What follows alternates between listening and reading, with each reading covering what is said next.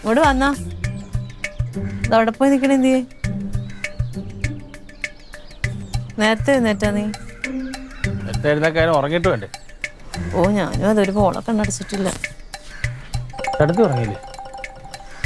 ഉറക്കം വന്നെ എങ്ങനെയാ? വല്ല സമാധാനം ഉണ്ടോ? നമ്മുടെ സമാധാനം കളഞ്ഞ് ഉറക്കം കളഞ്ഞതിന്റെ പേരിൽ ഇവനുണ്ടെങ്കിൽ ഞാൻ ഇന്നലെ മുറ്റത്ത് വെച്ച് പറഞ്ഞത് വെറുതെ അല്ല. അവന്റെ മുട്ടിന്റെ ചിരട്ടാ തല്ലിപ്പൊട്ടി. നീ ആണല്ലോ ലല്ലുവിനെ എടുത്ത് തോളത്ത് വെച്ചുകൊണ്ട് നടക്കുന്നത്. തോളത്ത് വെച്ചോണ്ട് നമ്മൾ അടുത്തുള്ളവരെ പരിചയക്കാരാകുമ്പോ സ്നേഹം കാണിക്കും എന്ന് പറഞ്ഞ് ഇമാരി പണികളാണ് കാണിക്കുന്നത്. അതൊന്നും വേണ്ട. ഇനി ചിരട്ട തല്ലി പൊട്ടിക്കാൻ അതിനൊന്നും നടക്കണ്ട. ഒന്നാമത്തെ സുലിച്ചേച്ചി അവരെയൊക്കെ മുഖം വെറുപ്പിക്കണ എങ്ങനെയാ? തൊട്ടയലോകത്ത് കിടന്ന് തല്ലി പിടിക്കണ എങ്ങനെയാ? മുഖം വെറുപ്പിച്ച മുഖം കറുത്തൊന്നും അല്ല. ഞാൻ അവനെ തിരക്കിക്കുക. അവനെ രാവിലെ വന്നിട്ട് പിറ്റേന്ന് രാവിലെ പോകുന്നൊരു പരിപാടിയുണ്ട്. ഇന്നലെ നിന്റെ ഇടയ്ക്ക് വേറൊരു സംഭവം ഉണ്ടായി. എന്ത്? തങ്ങഞ്ചേട്ടത്തെ ഒരു കാര്യം ഞാൻ പറയാം. ഈ സാഹചര്യത്തിൽ എന്തെങ്കിലും പ്രശ്നങ്ങളുണ്ടായാൽ നിങ്ങളത് പെണ്ണുങ്ങൾ മാത്രം കൈകാര്യം ചെയ്ത് നിൽക്കരുത്. വീട്ടിലെ ആണുങ്ങളോട് പറയണം. അല്ല പിന്നെ കണ്ണീരാവേ. ചേച്ചി ആടി ദേ ഇവിടെ ഇരിപ്പുണ്ട്. വാ.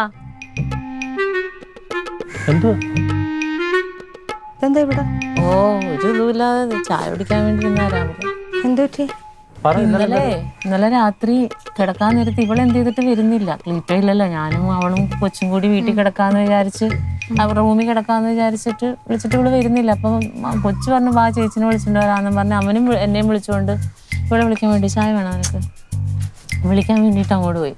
അവിടെ ചെന്നപ്പോഴത്തേക്കും ലൈറ്റൊക്കെ ഓഫ് ചെയ്തിട്ട് ഇവള് ഫോണിന്റെ വെട്ടത്തിൽ എന്തോ ബുക്കിൽ നോക്കിയിരുന്ന് എന്തോ ഇങ്ങനെ ആലോചിച്ചുകൊണ്ടിരിക്കുക. ഏതൊരു ബുക്കില് എന്നെ കണ്ടതും ഞാൻ കണ്ടിട്ടില്ല ആ ബുക്ക് ഇതുവരെ. എന്നെ കണ്ടതും വേഗം തന്നെ ബുക്ക് അടച്ചിട്ട് വേഗം കട്ടിലിന്റെ അടിയിലോട്ട് കയറ്റി വെച്ച്. എനിക്കങ്ങ് എന്താ അടിയെന്ന് വെച്ചപ്പോഴത്തേനും ഒന്നുമില്ലാന്ന് പറഞ്ഞ് വേഗം എൻ്റെ കൂടെ ഇറങ്ങി എന്നെ അവിടെ നിന്ന് അങ്ങോട്ട് ഒഴിവാക്കി ഇങ്ങോട്ട് കയറ്റി വിട്ട്. അത് കാണിക്കാൻ പറയാൻ എന്തായിരുന്നു? അന്നേരം അങ്ങോട്ട് ഇത്രയും പ്രായമുള്ള പിള്ളേരോട് നമ്മൾ എന്തുവാടാ പറയുന്നത്? അല്ല ചേച്ചിക്ക് ആ ബുക്കൊന്നും നോക്കായിരുന്നില്ല? നോക്കിന്നേ രാവിലെ ഞാൻ എഴുന്നേറ്റ വഴി അതാ ചെയ്തത്.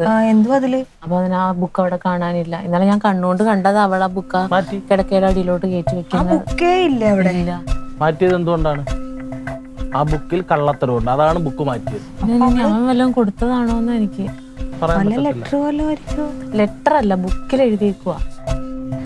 അപ്പൊ അവൾ എപ്പോ എഴുന്നേറ്റ് അത് മാറ്റിയിട്ടുണ്ടാവും? എനിക്കറിയില്ല. എന്റെ കൂടെ കിടന്നുവെച്ച പെണ്ണ.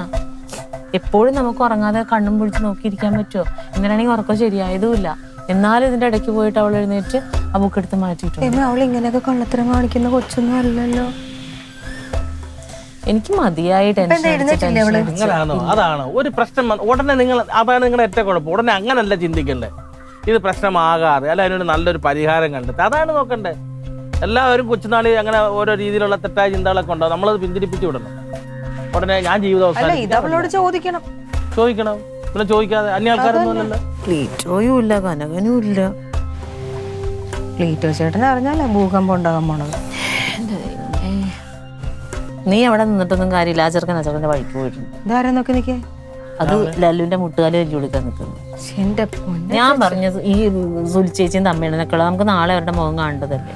തങ്കച്ചേട്ടത്തി ഞാൻ മുട്ടുകാല് തല്ലിയെടുക്കാൻ ഞാൻ അവനോട് കാര്യം ചോദിക്കൊന്നും കാര്യമില്ല.